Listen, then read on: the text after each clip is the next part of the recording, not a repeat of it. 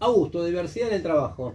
Claro, Fernando, viste que bueno, estamos en el mes del 8 de marzo, por el Día Internacional de la Mujer.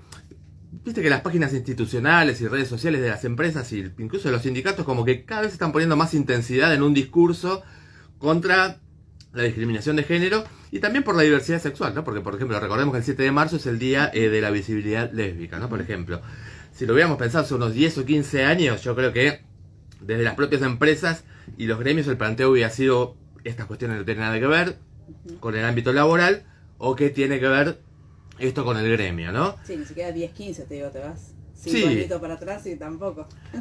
Claro, el cambio es bastante abrupto, ¿no?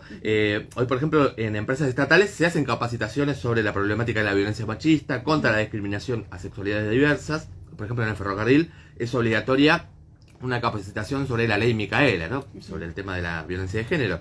Y aparte se está anunciando con mucha pompa el inicio de la aplicación de la ley de cupo laboral para personas transgénero, incluso en empresas privadas, ¿no? Por ejemplo, están haciendo campañas anunciando que se van a abrir puestos para personas trans. Escuché un caso, por ejemplo, importante de una multinacional de la industria automotriz que están hasta como pintadas, tipo como si fuera un activismo, ¿no? Anunciando. Poco convencional. Tal cual, con mensajes como: hagamos lugar a pensar distinto, hagamos lugar a la diversidad, ¿no? Una manera de adelantar que estarían por abrir cupos, lo que sería toda una novedad en la industria, ¿no? Igual ya es bastante raro la consigna de hagamos lugar a pensar distinto, porque no ser un varón es distinto. No claro, sé, ponele. es un poco raro. Esto es todo raro porque como que Pero están... piensan distinto. Claro, pero Claro. hagamos lugar a pensar distinto, no ser un varón. Claro, la cuestión sería ver, digamos, por qué van incorporando estos temas en la agenda tanto las grandes empresas como también los grandes sindicatos burocratizados, ¿no? Incluso aquellos que históricamente más bien o fomentaron o dejaron correr esa cultura machista, misógina, homofóbica, bastante extendida en sectores del mundo obrero, ¿no? Como para dar un ejemplo contundente, Ricardo Piñanelli, ¿no? Titular del gremio de los metalmecánicos. ¿Se acuerdan aquel que en esta radio Tengo miedo, nene. a Tengo nuestro miedo colega de lo que Ale vas a Berkovich, decir. ¿se acuerdan que le había dicho lo de una vaca es una vaca, ¿no? Como para justificar despidos y persecuciones contra una comisión interna independiente? Era el autopartista Lear.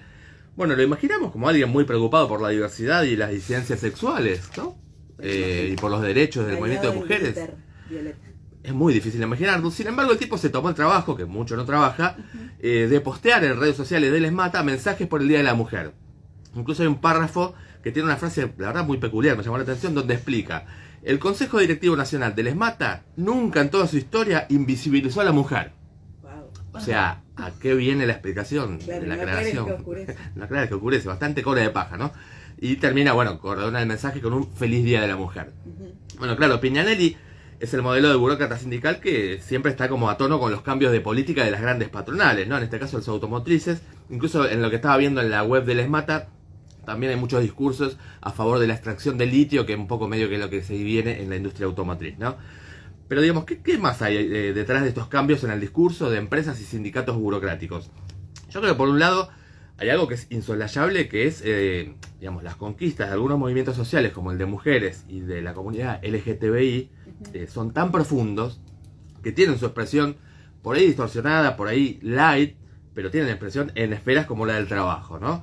O sea, son luchas y conquistas que provocaron un sacudón tal como que hasta la Iglesia Católica, ¿no? Trata de adaptar tibiamente y sobre todo demagógicamente su discurso, ¿no? Como para sobrevivir un poco más. Esta semana, bueno, se hizo mucho hincapié en los 10 años de Bergoglio como papa, ¿no? Se lo muestra como un aperturista, dialoguista, pero sin recordar su oposición furiosa a la ley de matrimonio igualitario, por ejemplo, ¿no? Lo volvió a reiterar en una de las entrevistas, dio una serie de entrevistas y volvió a reiterar los mismos conceptos, ¿no?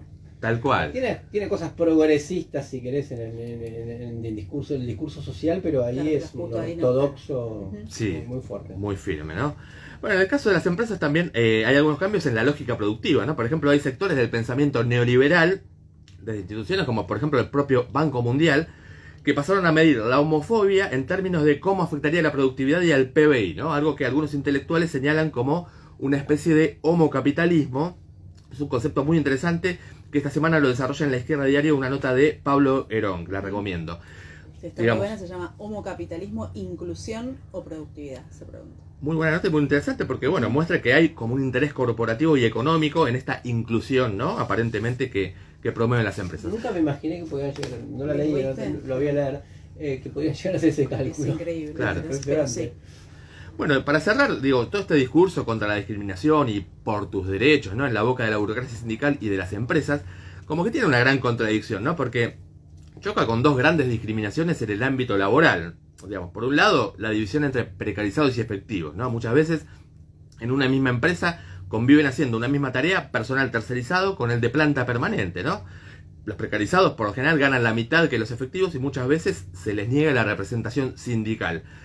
Yo lo puedo contar, en el ferrocarril diverso que se muestra ahora, es histórico el maltrato a los tercerizados, y la burocracia de la Unión Ferroviaria, que modificó sus logos, por ejemplo, y en los logos ahora incorpora mujeres ferroviarias, bueno, es la misma que organizó el asesinato de Mariano Ferreira para impedir el ingreso a planta permanente de tercerizados, ¿no? O sea, acá también aparece otro tipo de discriminación. Y también la que padecen activistas, miembros de agrupaciones antiburocráticas o quienes impulsan simplemente la democracia sindical, ¿no? Como que ahí se termina el discurso diverso y plural en ese ámbito.